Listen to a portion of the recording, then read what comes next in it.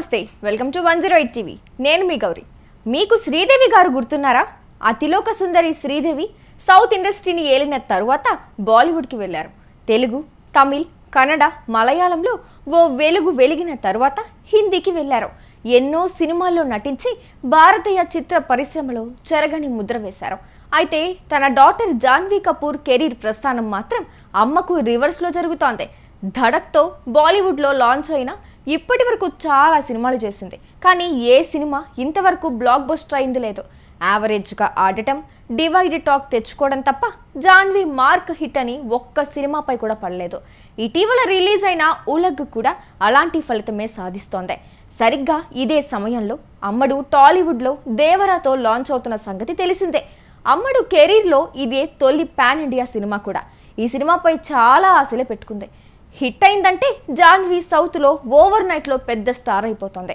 కాలేదనుకో ఇంకా ఏ ఇండస్ట్రీ కూడా తనను కాపాడలేదు కానీ జాన్వీ పవన్ కళ్యాణ్తో జోడీ కడితే తన ఫేట్ మారచ్చు అని సినిమా ప్రేమికుల టాక్ దీంతో ఇక్కడి చిత్రాలపై ప్రత్యేకంగా ఫోకస్ పెట్టి మరీ పనిచేస్తోంది దేవరా లైన్లో ఉండగానే రామ్ చరణ్తో ఛాన్స్ అందుకుంది ఇంకా అమ్మడు ఓకే చెప్పాలి కానీ చాలా మంది క్యూలో ఉన్నారు ఇదంతా ఒక వర్షన్ అయితే జాన్వీ ఇక్కడ హిట్ కొడితే బాలీవుడ్లో కూడా సేఫే